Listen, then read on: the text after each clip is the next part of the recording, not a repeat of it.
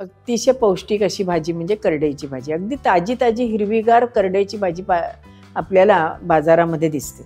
पण नुसतेच पालेभाजी वापरतो का आपण करडईची? तर नाही. करडईच्या बियांचा आपण उपयोग केला जातो, करडईच्या तेलाचा आपण उपयोग करतो आणि करडईचं तेल तर अतिशय पौष्टिक आहे. परंतु असं म्हटलं जातं की करडईच्या तेलात जर पदार्थ केला तर ते जास्त वेळ टिकतात.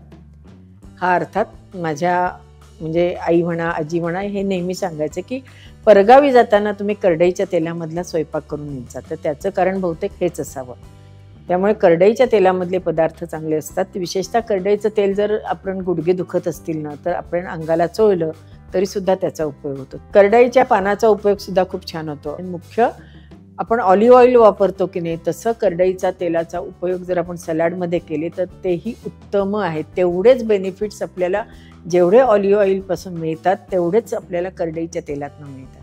त्यामुळे आपण जे सॅलडची एक छान सिरीज सुरू करणार आहोत की नाही, त्याच्यामध्ये आपण करडईचे तेल वापरून आपण वेगवेगळे सॅलड्स करणार आहोत. पण आत्ता सध्या आपण करडईची भाजी करून घेऊयात, हो की नाही? चला, त्याकरता आपण आपल्या स्वयंपाकघरात जाऊ.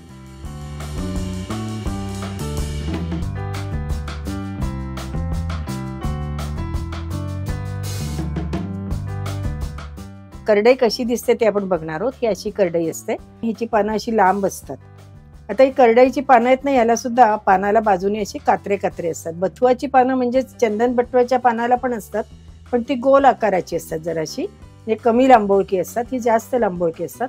ही अशी पानं आपण निवडून घेतली आहे. आता ही आपण धुवून घेणार आणि नंतर आपण चिरून घेणार. आणि ह्या भाजीबरोबर आपल्याला लसूण लागणार आहेत. आणि काल मी ठेचा केला होता बरं का मिरचीचा, त्याचाच मी आज वापर ह्या आपल्या भाजीत करणार. प्रथम आपण तेल घालून घेऊयात. तेलाचं प्रमाण आपल्या आवडीप्रमाणे कमी जास्त करू शकतो आपण. त्याच्यात आपण मोहरी घालूयात. मोहरी तडतडत आली की आपण गॅस लहान करू. त्याच्यात थोडासा आपण हिंग घालूयात. नंतर थोडेसे कांदे घालूयात.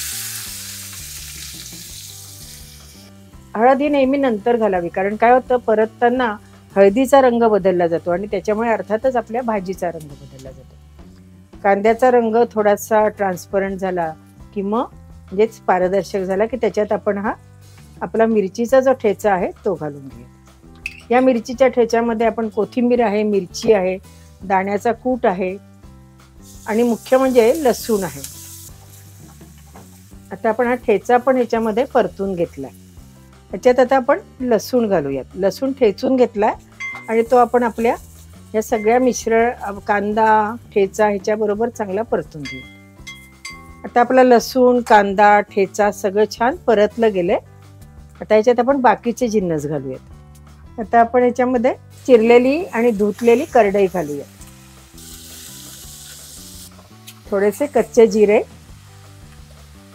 थोडंसं लाल तिखट म्हणजे छान रंग येतो बरं का, आणि चवीपुरतं मीठ.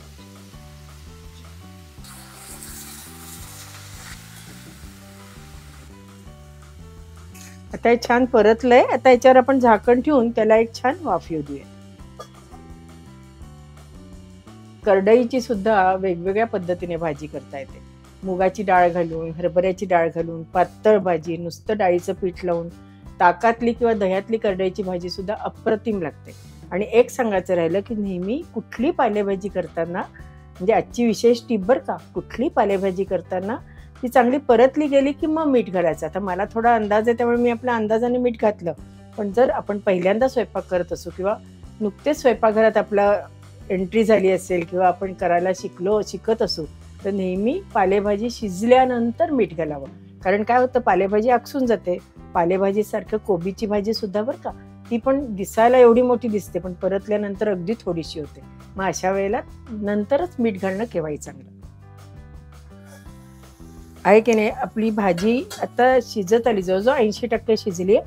कारण रंग पण बदललाय आणि बाजूने थोडं जे तेल आपण टाकलं होतं तेही सुटायला लागलंय. पुन्हा आपण त्याच्यावर झाकण ठेवू आणि 1-2 मिनिटात आपली भाजी तयार आहे.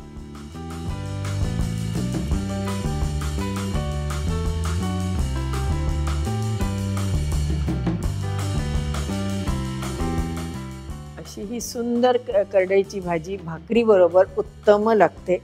मस्त छान बाजरीची करा, ज्वारीची करा, कुठली भाकरी केली तरी त्याच्याबरोबर अशी करडईची भाजी केली आणि बरोबर एखादी छान तिळाची किंवा कारळाची चटणी असेल ना, तर दुसरं काही नको. नक्की करून बघा आणि अनुराधा चॅनलला लाईक करा, शेअर करा आणि सबस्क्राईब करा. आणि हो, बेल आयकॉन दाबायला विसरू नका. धन्यवाद.